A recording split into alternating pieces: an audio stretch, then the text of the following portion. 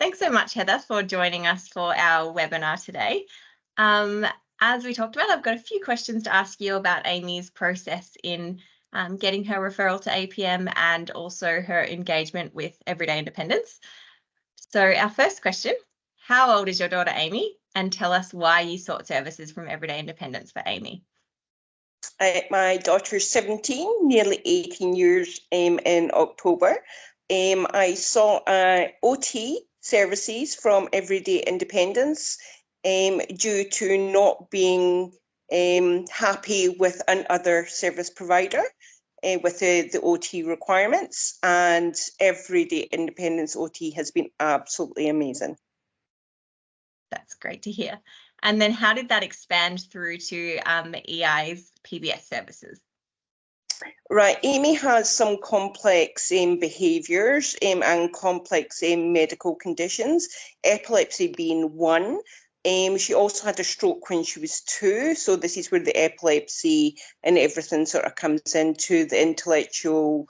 She's got an intellectual delay, she's got ADHD, anxiety, everything that sort of comes along with a child with special needs from the age of 2.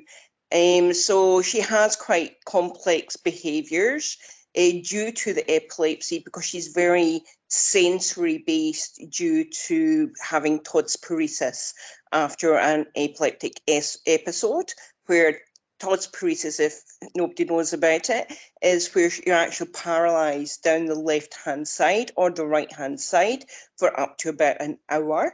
So, of course, you've got that sort of nerve damage every time you have a tonic-clonic seizure. So Amy's very behavioural for anybody touching that, and will act out verbally, sometimes push people away, don't touch me, and things like that. And in how can we say, out in the community, someone shouting, "Don't touch me," everybody then starts looking. So we want Amy to be able to be in the community and not actually, like, tone it down a little bit. Yes, I understand people shouldn't be touching you when you don't want them to be touching you, but also being the aggressive way that she is because of this, and the repetitiveness of the behaviour as well. All we really want is Amy to be comfortable in the environment and everybody to be comfortable round about her. So we really need some positive behaviour intervention, because she's at an age where she needs to be in the community, being with the rest of her peers. Yeah, it sounds like that will fit really nicely into her quality of life goals to get her back accessing the community. The next question we had was, how did finding employment become a goal for Amy? It's always been a goal for Amy. We are parents that feel that Amy is part of society no matter what happens with her her needs and things like that. She loves being part of the community. She loves helping people. And why shouldn't she? Why shouldn't she have a job that she feels fulfilled in, and other people get the joy of meeting Amy? Why does she have to be kept at home or kept in a little back room somewhere or whatever? I mean, she needs to enjoy life. Everybody needs to enjoy life. Why should she be any different? Yeah, and I think you've spoken to me before about how that's a motivation for Amy. She's always wanting to help people. And when you ask her about her goals around this, and I know we'll hear from Amy herself later, that I want to help people is such a big theme that comes out with her motivations. And when we look at behaviour function, having something that's interesting for that person or something that that person values is a big part of what we then create in that system and structure around someone. So I can see how employment has become a big goal, especially at the age and stage that Amy's at now. Yes, because once school finishes, Amy needs to have a routine. You know, everybody needs to have a goal at the end of the day, as is any neurotypical person has a goal, hopefully. So everybody that's non-neurotypical should also have goals. And her goal is to help people If she hears a police car, she wants to be a police officer to stop the people speeding. If she's at gymnastics, she wants to be the gymnastic coach because she wants to help people. She's just one of those helpful people, but she needs to go about it the correct way. Yeah, and to get the structure and the environment set up so that when she moves into that environment, that she has the best chance of success. I Yes. think one of those things that we spoke about in one of our previous conversations was around how PBS links in with some of those employment services as well, that there's a bit of a misconception out there that behaviours need to be resolved or fixed before engaging in a service like that. But I think the way that you've spoken about Amy's quality of life and goals and what's meaningful to her really shows that that's not the case, that we can pursue that option without, sort of resolving behaviours first. It's all part of an integrated process. It certainly does not work with just working on the behaviour, because if you're just working on that behaviour, you're then not working on the speech side of things, you're not working on the occupational therapy side of things, the physio side of things. Normally at the start of the year, I get everybody together. So all my therapists are together in one room, along with my main support worker as well, because she's a big part of Amy's life as well. And everybody can see what everybody else is doing. And funding from NDIS, you don't want to double up on therapists doing the same thing, because therefore NDIS will then remove your therapy because you've doubled up. So we want to use Amy's funding to maximise her independence in life.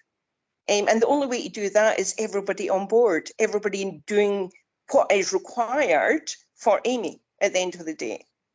Yeah, absolutely. Team Amy all together. Yes.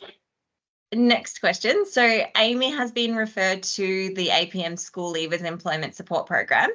How did you hear about that program and how did you start that referral process? Right. Okay. I didn't actually know Everyday Independence did this until I met yourself, with Rue, who came out to do a positive behaviour assessment. And it was amazing because it was exactly something that I was looking for. Another therapy provider does do it, but it didn't fall into the timescale that I required for Amy. I would rather do it term 3 and term 4, and then it's a good transition from school to work. But also Amy's doing work experience half day a week, which she loves.